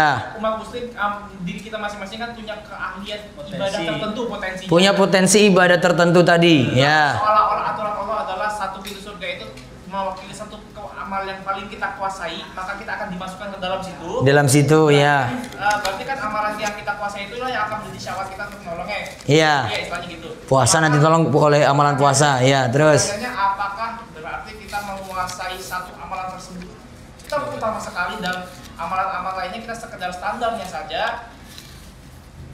Harusnya kita begitu atau nasihat Ustaz bagaimana? Karena kalau kita melakukan seperti Abu Bakar Nasihatnya adalah satu. Tadi yang syarat utama dapatkan pintu apa dulu tadi? 2. Tadi di awal tadi apa? Tauhid dan apa? Ittiba. Itu dulu. Tauhid ittiba dulu ini. Jangan mikir yang 8 pintu dulu. Mikir dulu tauhid dan ittiba. Itu syarat mutlak itu. Ini nggak ada masalah besar. Akidahnya nggak benar, akidahnya nggak lurus, ittibanya nggak. Ngikuti sunnah juga tidak. Nggak bisa ini. Ya, itu dulu pentingan ini, baru kemudian mikir yang 8 pintu. Sarannya tidak pilih-pilih, lakukan semua. Iya. Walaupun kita tidak selevel dengan Abu Bakar. Tapi kan keutamaan saya di situ satu tempat itu. Jangan pentingan kayak gitu, siapa tahu nggak diterima amalannya gitu. Siapa yang mau jamin coba? Ada yang nggak kasih jaminan? Hah? Ada yang kasih jaminan? Saya pentingkan sholat saja Ustadz. Itu. Ada jaminan sholat diterima? Ya sudah. Saya pentingkan puasa saya Ustadz. Saya sholat malam malas-malas tapi saya puasa sunnah rutin. Nah sekarang yakin puasa sunnahmu diterima? Nah, belum tentu juga, ya sudah. Berarti pokoknya beramal. Iya. Semua. Namun 2 syarat tadi mutlak pertama dulu. Apa tadi? Tauhid, ittiba. Itu sudah. Tuh nggak usah mikir yang lainnya. Ini dulu baru kemudian beramal tuh. Sudah. Maka nanti jadi orang yang rajin sholat, puasa, sodako, haji, jihad, pemaaf. Iya tak? Kemudian pemaaf sekaligus tadi apa tuh? Nahan marah, lalu tawakal penuh pada Allah. Terus yang terakhir apa? Ini pintu ilmu dan pintu zikir tadi itu. Rajin hadiri majelis ilmu, belajar terus dan rajin zikir. Iya kan? Sudah. Terus.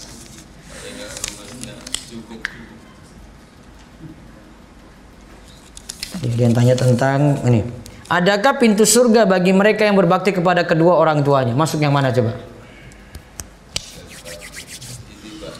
Masuk yang mana?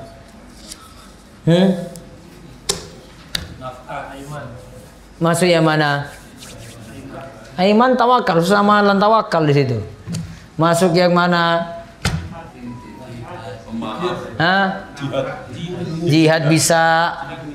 Ya. Jihad bisa. Kalau tadi yang ke-8 ada namanya pintu ridho, berarti lewat pintu ridho orang tua. Karena pintu 8 itu belum dipastikan, namun yang jelas pintu ada 8. Bisa tadi pintu 8, pintu taubat, pintu ridho, pintu zikir, pintu ilmu. Terus, apakah doa di antara 2 sujud sudah?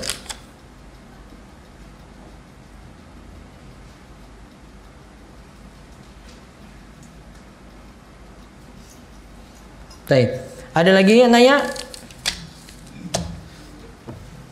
Bapak. Iya. Mengenai sholat sunat, ada kalau salah dari Aisyah yang mengenai Rasulullah tidak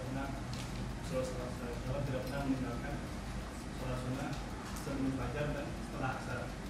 Tapi kalau dilihat dari Rasulullah tidak pernah meninggalkan sholat sunnah qobliyah subuh. Ya. Sholat sunnah qobliyah subuh dan setelah asar. Ya, terus. Sedangkan yang dari 12 rawatib itu kan tidak ada di setelah asar. Yang setelah asar ini para ulama beda pendapat nih. Setelah asar itu masih khilaf di antara para ulama.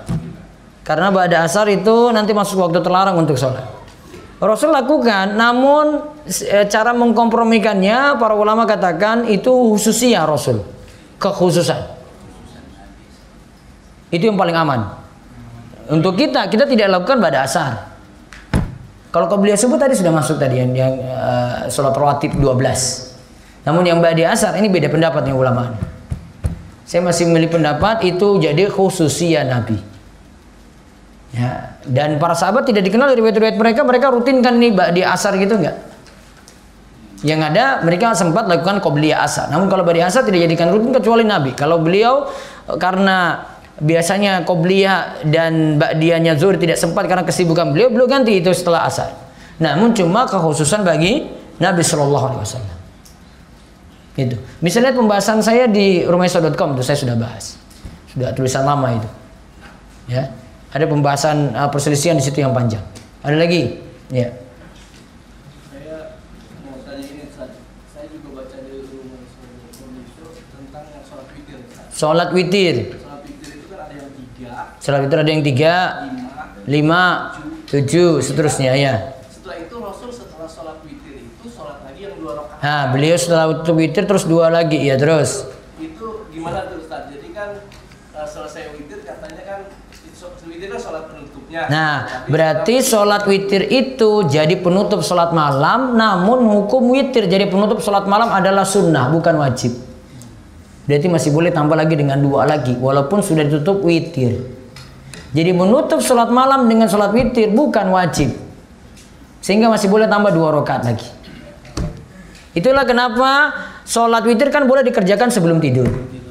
Seandainya bapak bangun nanti setelah ya mau mendekati subuh bangun lagi, boleh nggak sholat malam?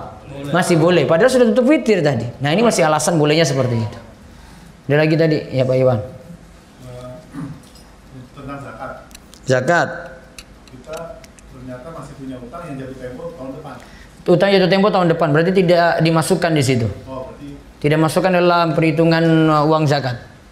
Itu mengurangi atau? Tidak juga, tidak usah masukkan. Berarti kalau sudah hisab pada saat nanti kalau pas kena baru nanti dimasukkan. Nah sekarang berarti itu uang itu masih uang kita kan? Nah berarti masukin dalam tahun depan itu nggak dimasukin utang tadi karena ini tunggu tahun depan. Sekarang itu masukin ke hitungan zakat kita berarti. Iya, jadi plus. Terus belakangnya. Ya. Waalaikumsalam warahmatullahi wabarakatuh.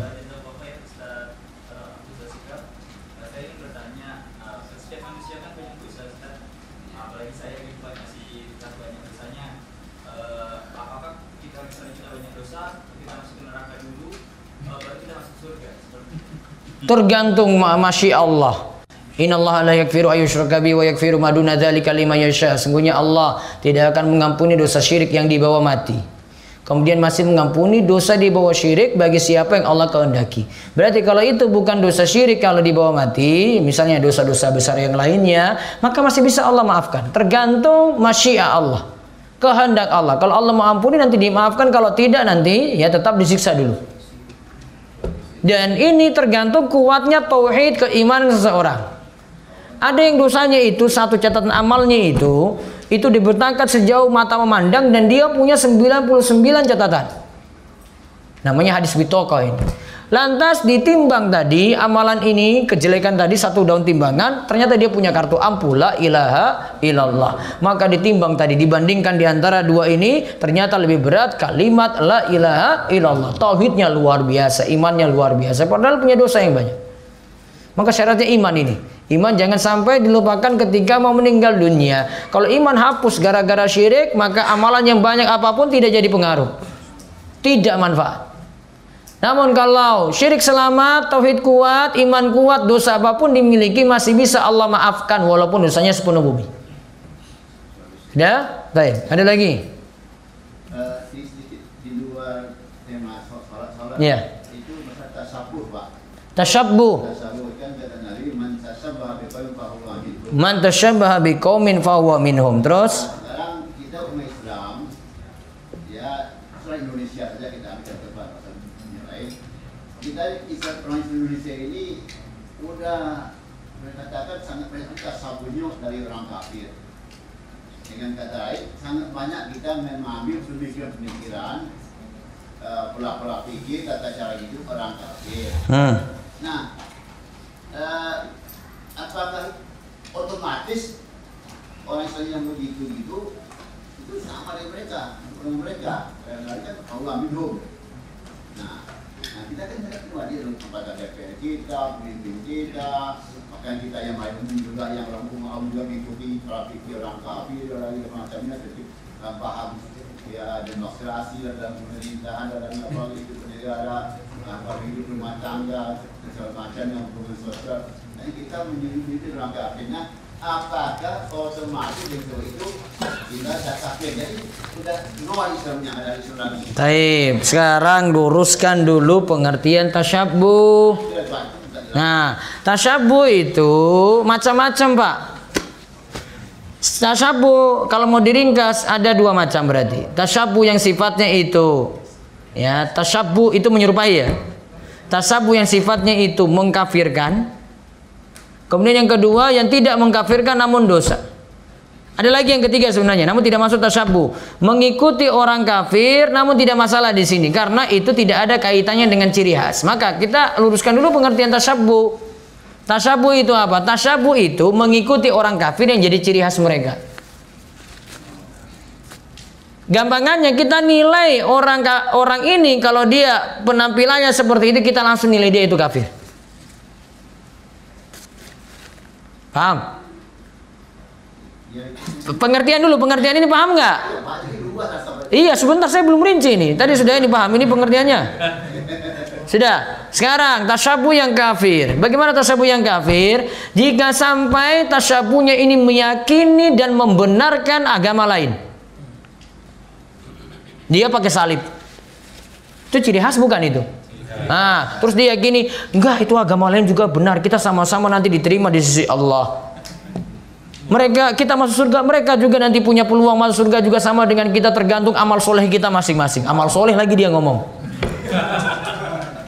Ya, tasyabbuhnya ini karena membenarkan keyakinan yang lain kan, dan membenarkan pakai salib seperti ini juga boleh, maka kafir dia. Apalagi dia nganggap itu istimewa kalau saya pakai ini. Apa hukumnya tadi? Kafir. Yang kedua, tasyabbuhnya itu fasik. Cuma sekadar meniru, contoh, ya meniru model rambut, model pakaian. Tahu pakaiannya biksu kan? Oh dia pakai kayak gitu tuh. Terus model apa lagi? Merayakan sesuatu yang itu sebenarnya ciri khas orang kafir itu dari mereka. Ulang tahun, apa lagi? Tahun baru, Valentine, Halloween, apa lagi? Apa perayaan pernikahan tiap tahun apa namanya? Wedding apa? Wedding anniversary atau apalah kayak gitu. Kawin emas nanti 50 tahun ya? 50 tahun. Itu kan gak ada di budaya Islam kayak gitu kan. Cuma dari orang kafir impor aja kan. Contohnya orang kafir kan, fasik dia. Karena dia tidak membenarkan, namun dia niru. Dia tidak membenarkan keyakinan mereka, namun cuma niru. Fasik. Kalau yang ketiga, ini tasyabbuhnya masih boleh dari sisi cuma urusan dunia dan itu tidak menjadi ciri khas orang kafir. Orang kafir itu buat HP, orang kafir buat laptop. Kita pakai dari produk orang kafir. Boleh atau tidak? Boleh. Nah, itu contohnya. Sarana. Iya kan? Sarana kita pakai. Bukan ibadah. Kalau yang tadi ciri khas, itu bukan budaya kita itu. Beda kalau pakai kayak begini. Ya, beda kalau pakai kayak begini. Nah, itu namanya tasyabbuh, itu dirinci kayak gitu, Pak. Sudah, satu lagi terakhir. Ya. Zakat. Zakat tadi kan dipakai dulu harta kita itu untuk bayar nafkah. Dipakai harta kita untuk bayar nafkah keluarga. Terus ya. Kalau ada sisanya baru wajib bayar zakatnya. Kalau ada sisa baru bayar ada zakatnya. Iya. Kalau tidak ada sisa untuk nafkah berarti tidak ada zakat. Kalau kita ada rumah yang kita tinggali. Kita ada rumah, kita tinggal situ. Kita harus jual atau rumah ada tanah yang di luar itu yang memberikan penghasilan kepada kita. Apakah kita harus menjual tanah itu supaya bisa membayar zakat? Tanahnya sudah dijual belum? Belum. Berarti kalau belum diniatkan untuk dijual, belum ada plang untuk menjual tanah ini atau rumah ini, maka belum kena zakat. Ya, tadi mana? Ya. Ini tasyahud pada Nabi Muhammad. Tasyahud pada Nabi Muhammad sallallahu alaihi wasallam, terus pernah dengar khotib Jumat itu ini. Tasyahudnya Nabi Adam itu ini minta apa? Waktu diampuni itu. Iya, terus apa kaitannya dengan apa ini? Itu masuk siri atau apa gitu. Tasyahudnya bolol, saya belum jelas. Dia mohon ampun pada Allah dengan jahna Nabi Muhammad. Mohon ampun pada Allah lewat perantaraan Nabi Muhammad. Nggak boleh. Tawassul, Nabi Muhammad sudah meninggal, nggak boleh. Ya. Demikian kita cukupkan, mudah-mudahan manfaat dan Allah memberikan kita taufik dan hidayah untuk terus menambah ilmu, nambah amal. Kita dimudahkan juga untuk menuju jalan-jalan menuju surga. 8 pintu kita dimudahkan untuk memasukinya lewat pintu mana saja dan Allah memberikan kita keistiqomahan dan husnul khotimah. Demikian kita cukupkan, kita tutup dengan doa kafaratul majelis. Subhanakallahumma bihamdika asyhadu an la ilaha illa anta astaghfiruka wa atubu ilaik. Assalamualaikum warahmatullahi wabarakatuh.